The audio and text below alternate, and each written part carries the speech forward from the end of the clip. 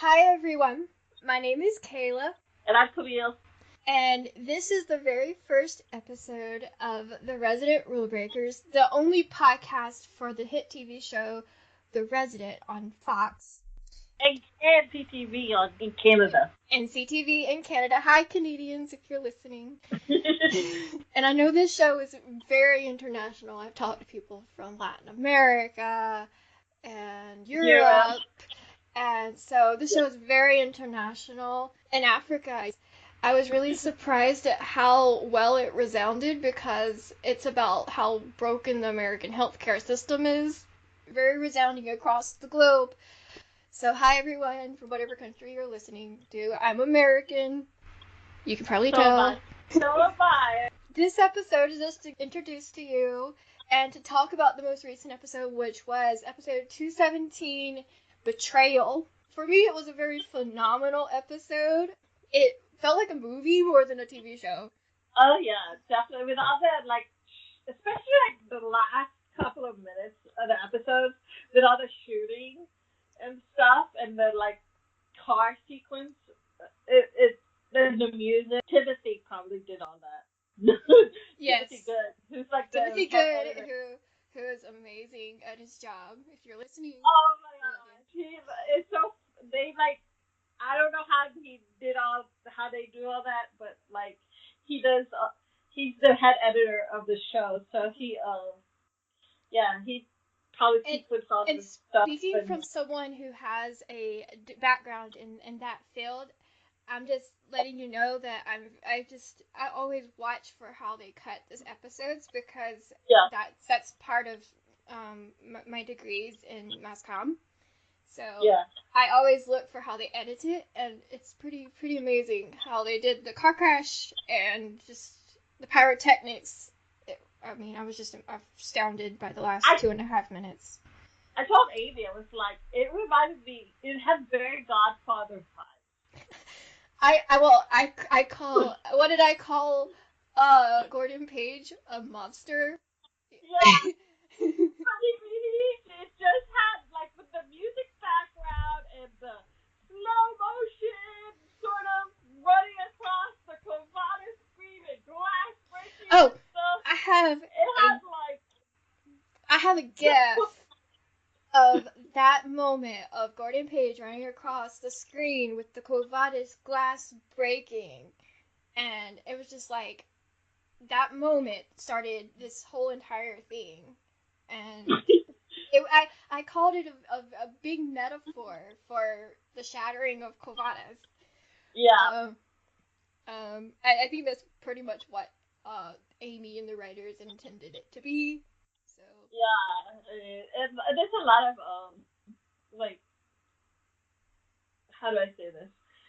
A lot of visual cues that can be, and even verbal cues that can be interpreted for something else and stuff. But Polaris is crazy. I'm just glad that thing is done. I'm glad Gordon Page is done. yeah, Uh, well, here's one of our first topics: is Gordon Page really dead? Because we have, spoiler alert, Julian in the next episode. She's alive, so makes a that lot of. question should be where the hell has Julian been? So yeah, it's a big question of where has Julian been? Yeah. But it makes you think when you see that, because these writers are very tricky with their writing and the way they have these plot lines, that you're like, could he have survived that? In my opinion, no. There's no way you can survive rolling, in my count, I don't know, 7 times if I'm not mistaken. I think I counted it properly.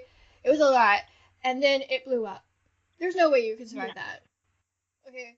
No. It No. would be a miracle. It would be very much if he did survive, it would probably be 2/3 of his body is third-degree burns. He's paralyzed. I mean, the gas just blew up, and I don't know how to say that any different than that. I saw gift sets of that scene, and I was like, wow. I mean, so Gordon Page got his karma handed to him. He deserved that one after how many people he hurt and or killed and or tried to hurt. I don't know. Well, he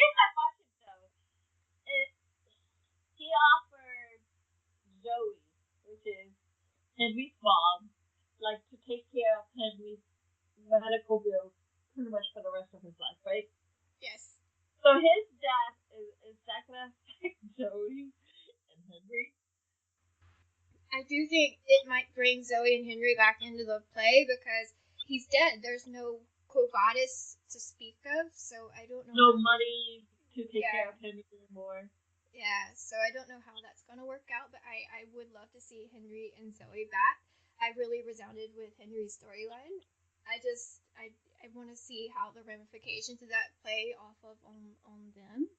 I want to see how it plays off on Belle, which, by the way, I mean, he did take money from Paige to bail Hunter out of jail. And because of that, will that get out to the rest of our crew? I'm surprised it hasn't already, considering they found out about Benedict so fast. Yeah. It's a lot of possible. Like, I feel like just because Gordon is dead, that doesn't mean Quo Vadis is dead. Yeah, I don't really think Quo Vadis is dead because there was something in the press release, I'm guessing, for the next episode that said Marshall was going to try to do some medical device stuff of his own. We'll talk about the stuff we have for upcoming episodes, but I just wanted to say that there's hints that says Marshall might take the scraps of Quo Vadis and try to put it back together and make it a viable company. Oh God. I'm starting to like Marshall, so let's hope that he doesn't like turn into some. I mean, he's a businessman, so obviously he's gonna like go look, be all taking care of money and stuff like that. But I'm hoping that he doesn't turn bad. No, you know what I mean? I do, because that was Conrad's thing. Was my dad is a bad guy. He's not good by any means, and then they redeem him. And you love him more and more every episode. And Conrad and Marshall have gotten this amazing relationship now where they're. I know! I cried! I got all teary-eyed. When, did you notice, I put it down on my notes, but did you notice that when Conrad said to his dad, take care of yourself, or I'm worried about you, or whatever. That's the exact same place that Marshall walked back into Conrad's life last season. Because that same statue that was behind Conrad's head was the exact same statue that was there when Marshall walked back in on his life like last season. Exactly. But the hug at the end of the episode. I know! That hug. I think I was crying at one point that Marshall was alive, for one, because they make you think that he got killed in the middle of the shootout. But then you hear Marshall's voice, and then you see the hug, and so. Like I said, I love Marshall, though. Like, before I had, like, reservations about him and stuff like that, but now I'm, like, seeing him I love his relationship with Conrad. It makes me cry now. It's like, it's so touching. It's so beautiful. Like, when you go back to the dance and you're like, oh my God, he's gonna die on the table thanks to Belle. And then, you watch after the fall and you're like, sigh of relief. We had to wait 6 weeks for that sigh of relief. And I'm just like, oh, thank goodness Marshall's alive. But after that, you didn't really know or hear about him, not even from Conrad. So I was like, that was probably something they could have helped. They could have put a blurb or line in there somewhere that says, he's fine, he's recovering. So that's probably one of my only complaints about the Marshall thing. But seeing him when he came back, I was like, yay, he's back. And then he had such a pivotal part of this plot line to bring Quo Vadis down. So I was very glad. For Marshall. I was so scared for him. I was so terrified for him. Like, each time Glenn is this thing where every time he walks to the front doors of Quo Vadis, he's not saying anything or doing anything, but you can just tell by the way he's walking or the way he looks or whatever. Like, he's nervous, but confident also at the same time. You know what I mean? I know what you mean. And there's So Conrad's come so far this season. Oh my god. And in various ways, not just with Marshall, but with Nick too. It's a wonderful thing. Yeah, you know what I mean. There's some people who watch The Resident just for Connick. Oh yeah, I know.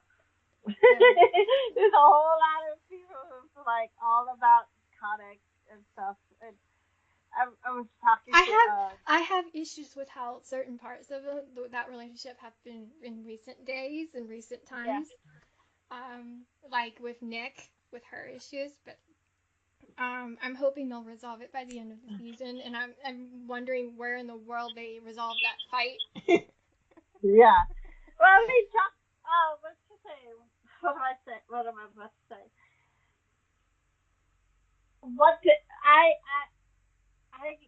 I feel like it's an unfair thing that people are blaming Alec for their problems. No, because this problem stemmed way before Alec. Alec just started on the show like this year. But the fact is, Amy warned us prior to the hiatus returning before January. Yeah. Sometime she warned us they were going to put Connick through the ringer. So I'm sitting here going, it was a TV Line article, I think. It was pretty big. So I'm just here going, how are people not? I mean, yeah, I don't like it either, but you know, they put ships through ringers. Yeah, I've seen not the first time. So, but yeah, we were warned. We were warned by Amy Holden Jones herself that this was going to happen. We were warned that AJ and Mina's story was not going to be as easy as we hoped it would be. But I do believe that both relationships will somehow get to where we want them. It's all about the journey, guys. It's all about the journey. Well, I hope that you want to talk about Conrad and Nick. It frustrates me, because I feel like Conrad has grown to be a better person, like Nick has been wanting him to grow to be a better person, but now Nick doesn't know what to do with herself. You know what I mean, now it's Nick's time to grow, but she's got so much going on. Alex. Let me just say, Alex on my bad list right now. I love him, and I love you, Miles, if you're listening. But Alec, you know better. You know better. All I'm gonna say. I can't speak badly of Alec. I love him. But he knows better. Like I am infatuated by Alec. I was telling someone on Instagram. I said to them, there's a sneak peek of I've seen the sneak peek doing a speed dating, right? And there's a sneak peek scene of them doing a speed dating. I was telling someone on Instagram. I said to them, like, I would sign me up for a speed date or a slow date with Alec. They're like, see, I would be the Conrad girl. Just look like Alex more than they look like. See, I'm a Matt fan first and foremost, so I'm like, give me some Conrad. I am like the total opposite. Blame it on Luke Perry, rest in peace. But Dylan McKay was my first TV crush ever. For as long as I can remember, Dylan McKay was my TV crush, and he was in all of my TV crushes since looked like Dylan McKay. No joke. See, I started watching Matt on Gilmore Girls when I was 15 years old. So, yeah, he was my first crush. He was my first crush. I'm a Team Josh fan. So yeah. I feel protective of Alec. But I've seen at the same time, I'm like, he knows. He knows. He knows what? He knows that Nick's with Conrad. I know, but I mean, like, I feel very protective of Alec. It's like,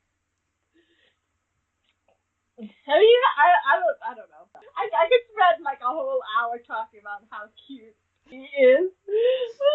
Hey, so Kayla, Yes. what are your thoughts on Sever? Well, I'm confused because I see people saying, sever, you're supposed to sever ties with Covadis, but I'm sitting here going that Belle did that. Belle severed the ties when everything happened with Henry. So they're done. Uh, as Marshall said, they're done with Covadis. And so I don't know if it was a code word. It seemed like a code word because, I mean, why would Gordon Page react the way he did if it wasn't some type of code word? Not just that, but I mean, Abe's position. Just think of where he was when he had to write Sever. He had his chest. Was his chest still open at the time? I don't No, he remember. was he was They sewn closed up. the church. Yeah, He that was was like after it. he was like barely breathing. He was like half upside down on the bed or something, and like he was probably in a lot of pain too. And all he Yes. could, and in that short moment, he he all he kept thinking was Sever. It had to be something so important that the guy on his deathbed had to say it, and he had to say it to AJ, who was his student, the person who the previous episode also, Abe was like, I'm not saying anything until I talk to AJ. So, you know what I mean? Yeah, and there's That's such why. a pivotal relationship between AJ and Abe, and that was highlighted in these past couple episodes. AJ trusted Abe, which is why he put the heart valve in Bradley, which is Yeah, why in everything happened the way it Bradley. did. So I'm just, I cried over Bradley, guys. I cried. Don't get me started. Steve, Steve has become like a really close friend of mine. Steve, the actor who plays Bradley, and we joke all the time with each other because we were like I tell him, oh, you're the reason why all of this is happening. You should come back. But But yeah, yeah, so the trust that AJ had in Dr. Benedict, was this lost. cascading effect. And so, and then, you hear Mina go off on Abe saying you threw him away like trash. That hurt him. I Yeah, love that did. seeing Mina stick up for AJ. That was priceless for me. Yeah, Mida and AJ are so special. I feel like they're just such like right now they're just mentor and teacher and student, but I love their relationship so much. I can totally imagine them the end game. Okay, I'm so I'm excited so for. I'm such a Mina and AJ shipper already. I'm ready for this relationship to start, But I developing. don't want to break Micah's heart. Yeah, but Mina's not gonna tell Micah. Yes, I know. I never expected it to go anywhere. I love Micah and I love Patrick Walker who plays him, but I'm just like, no, Yeah, no. Patrick is like Patrick. I keep telling Patrick, I was like, when are you going back to Atlanta? When are you going back to the show? He's so nice and so open and very interactive. It's like so rare that all of them are like that they're so open with their fans like that. It's Yeah, just this is something I insane. definitely want to touch on. Was the cast, crew, and the producers, creators of this show are so open with the fandom, and the fandom is Yeah, so loyal. It's something I've yeah. noticed, devoutly loyal. I mean, that's why our ratings are so steady. Is that you can't miss a episode of the show because if you do, you're like, what happened? And I mean, I've been blessed to being able to follow the show like since before the pilot aired. And But yeah, no, I knew about it for really a while because of Matt. And then Yeah. I started watching it, and I was like, I love it. I loved it from the very first episode. Yeah, that you know the one scene that totally said to me, "Oh, I'm gonna love this show," is when Conrad poured the soda over the car that was parked illegally That was his in first the scene. handicap spot. Huh? That was his very first scene in the show. Yeah, he was riding the bike all throughout the city. That was his first scene. But when he did that, I was like, oh, I'm gonna like this show.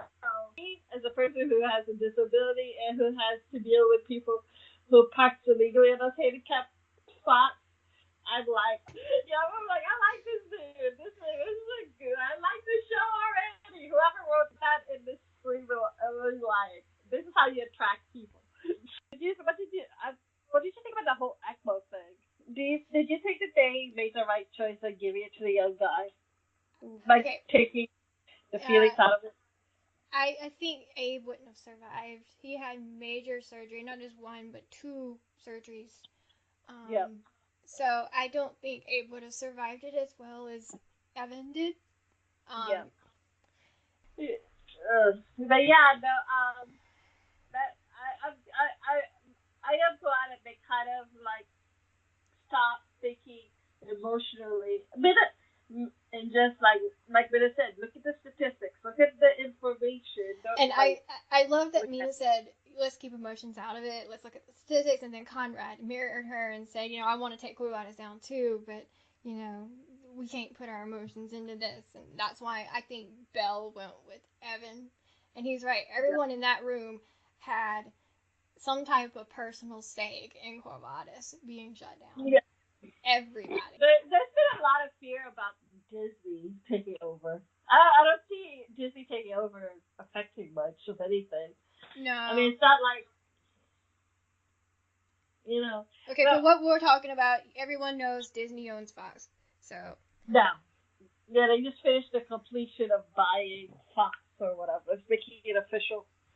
Ouch. So, yeah, and I just, I don't think it's going to change anything. I don't think it's going to change how they're running the show. It's one of the biggest hits on the network. It pretty much is without the resident on Monday nights, it suffers. Yeah.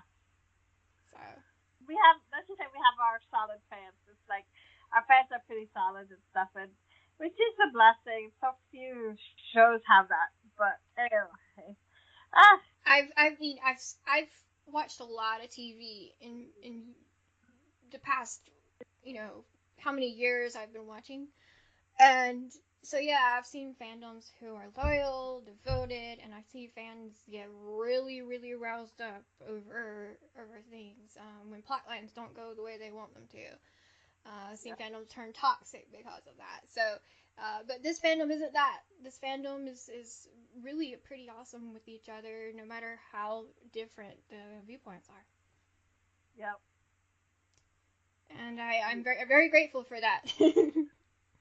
Yeah, no, it's kind of been a blessing. I've actually been, like I said, I've been part of many fandoms, and there's some that's very competitive. Yeah. Hopefully, the Resident is going to be one of them. I hope the Resident stays the way it is. I hope this fandom stays loyal and kind to each other and kind to the actors, the behind the scenes crew, the creators, the EPs, everybody. Because without them, we have no show. When I get like a message from Amy, and I'm like, Amy just messaged me. How did that happen? I think that Marshall knows Julian was alive, and he never said anything to Conrad because Conrad's so close to Devin. So. No. This is where I disagree. I think Conrad knew. I was watching his face during the episode, and every time Julian's name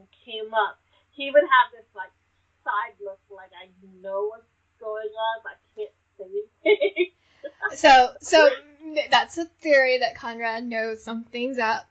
But speaking of the Julian thing, Devin in 217 get on my nerves with mentioning Julian. I mean, he was very. I mean, there's a couple episodes where he doesn't even consider her, and then he goes back. Oh, where's Julian? I haven't heard from her. What's happening to her? Is she alive? Is she dead?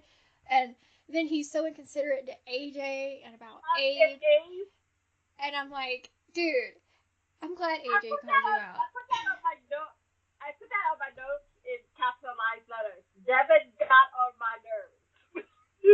Yeah, he got on everyone's nerves. That's how the whole it is in capital letters. Devin got on my nerves. But yeah, no, he kept disregarding like I get it, you want information on Quo Vadis or whatever, but do you really want to risk your patient's life because you want to know where the hell your girlfriend is? Exactly. She's not really even his girlfriend. I mean, not that I'm against it, it's just the way it happened, he should have not been with Priya. So we'll see where this Devin and Julian thing goes. I don't know how long Jenna's going to be able to do it. That's the thing. Yeah. I know her new show just had their first table read a couple weeks ago, so I don't think she's coming back for long. Yeah, she won't be back for long. Devin did save the day, but, after he annoyed me to death. I run the Facebook group, the Resident Fox fans. If you guys want to check it out, just go on Facebook, search the Resident Fox fans on Facebook. We've been blessed with several of the cast members have joined. Amy, Patrick, Steven, several of the behind the scenes people have joined, directors, as well as writers. And some of the background actors also have joined. So if you guys are curious, you guys can join the Resident Fox fans. I also run the Facebook page, the Resident Fans. So if you guys want to join, go and like that page as well. That's great. Yes. And if I know that people get fed up with these hiatuses we have, like 1 week off, 1 week on, 1 week off, 1 week on, but it happens in the spring. Yeah. It happens in the spring with every TV show. We've got 23 episodes this year, and they air it from September to May. We're gonna have a hiatus. It's just just the way it is. So when they say there's 2 weeks, there's a reason for it. Yeah. A lot of times it's also for shooting purposes. A lot of times it's for editing. There are a few episodes ahead of shooting and editing, but nonetheless, we got to give them time to film the episodes. The timing, they're I believe they're filming 21. Yeah, I think they're on 21. Yeah, they just. And you can pretty much follow them because Amy will tell you what episode they're filming. Yeah. Yeah, she just finished editing 19, I think, right? Yes, 19, which airs April 1st. Directed by Kelly Williams. Oh my god, I'm such a huge fan of her. I can't wait. I love And her. it's also about a snowstorm in Atlanta, which, by the way, as a Southerner, I want to say that is a nightmare. Hey, I've heard of that time where you guys only had 1 inch of snow and the whole highway closed. Yeah. Well, it shuts down every road. Anytime, just a little bit of snow will shut down anything, and we don't get snow, we get ice. But yeah, I'm actually very interested to see how they accurately portray how a bad snowstorm will just shut stuff down in a city like Atlanta that's not used to it. But also the next week's episode is called Emergency Contact, and we have Nick's dad coming into the picture. Marcus Merchant! Oh my god, I'm so excited. I was a huge fan of him from, I believe, was it Guiding Light or Young and Restless? One of the soap operas. And also Jesse's back, so I'm interested to see how that plot line plays out for Nick. Yeah. And then of course we have the sneak peeks that you've probably seen. The one with Alec and Conrad doing the speed date your doctor. And then there's the one with Nick, Alec, and Conrad where they're talking prior to that, and where they're not getting along very well. And then Alec says something about what he told Nick about his feelings and whatever, and then Conrad awkwardly walks in.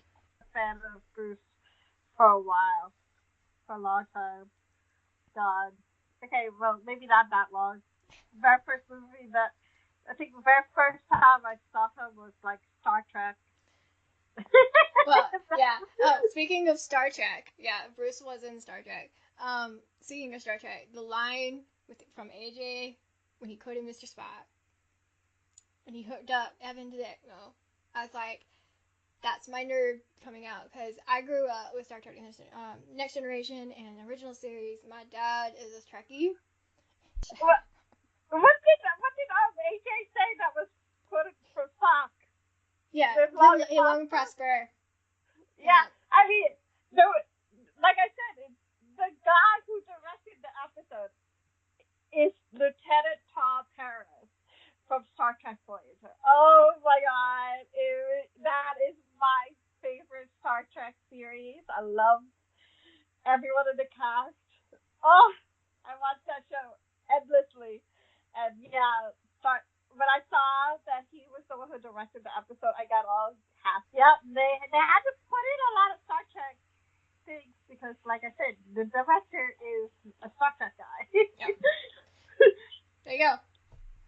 Yeah. So yeah, I did notice that. I was like, I love that, and then I love AJ more and more every episode. He would just, even in the earlier days, he would have fought Bell tooth and nail over that decision, and now after he's had all this humility come in, he accepted the decision, and even said, Nick might have just saved your life to Evan, and he was so humble about it. I was like, that's a totally different side of AJ that I never thought I'd see. So every episode I love him more. Malcolm is nailing it. So I know Malcolm is a sweetheart. He is a really, really good guy and stuff. And I've always been a fan of AJ from the beginning. I've always loved him from the very beginning of the. When he was introduced, yeah. Yeah. It's that you were like, where are they gonna take this character? He has this great big personality. But I always did like AJ. He just, he and Mina had this, he and Shawnette have this chemistry, and that's beyond. Amy, I think Amy said one time that they didn't plan on them, really working a lot together. But chemistry. The chemistry was so off the hook that it just they started writing more material for them because it was just there. When you have chemistry like that between two actors, it's just you can't help but just write more for them. Mm-hmm. But yeah, I love that show. I love him. He's such a good person and stuff, and I would love and stuff. But yeah, season 3 better come soon. They better announce it soon. Last year it wasn't announced till right before the finale went to air. I'm not gonna jinx it. I don't want to jinx it, but so I hope it's not in May. I hope we don't find out, in May. But Fox has a way of doing that. So, but yeah. and then hopefully it'll start airing September, October. Yeah. So. Yeah. Fox better keep the show. That's all I gotta say. But yeah, they have. If there was one thing I noticed online was if all the shows that haven't been renewed yet, they were asking, which one do you want renewed? And overwhelmingly, it was The Resident. Yeah. So everyone who watches, I won't say everyone because when The Resident started, it got some bad press. I'm not gonna lie. Oh yeah. But they have improved so much since that pilot episode. They read the tweets, they read the criticisms, and they go with it and they change up and they fix their problems. And I can't say I haven't seen many shows do that. Yeah. The way The Resident is. Well, it's because they're so interactive with the fans. It's like, it's so open with them. They don't really have like any fear of, you know, they and what's so great is like a lot of the fans are respectful of them too. Yes. I haven't seen anyone. It goes both ways. The respect level, you have to give respect to get respect, and if you're rude, they're not going to want to talk to you. Exactly. Warranted.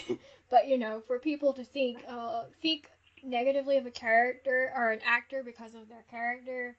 They're different people. They're just doing their job. Yeah, I mean, there's only a few times where I did some research into an actor, and neither did I like the character or the actor themselves. It's very, very, very rare. So. Yeah. I try to keep my emotions separate from the character and actor. Yeah. But there are times where it's very hard to do that, and I'm just like, I hate you. I don't like the character, and I don't like you either. But like I was seeing Miles talking about it, where people were not so happy with Alec, and neither am I. But I can't cite that on Miles. Don't. Yeah. Yeah. So I did see him tweet about that. Yeah. Yeah. A lot of people forget like these people are people. Like these actors are people. Yeah. It's like they don't have respect for them. Miles doesn't have to leave. I mean, I want Miles to stay on the show. Well, here's the thing, though. I do feel you're gonna. I feel bad in saying this, but I feel like Miles got a short stick of it, like short end of the stick, because Alec. I feel has a potential for great depth of character. With his mobile outreach, he has a good background that they can build off of. Right, exactly. But his character is just being used right now as this try to give Alec a backstory. Let us get to know him.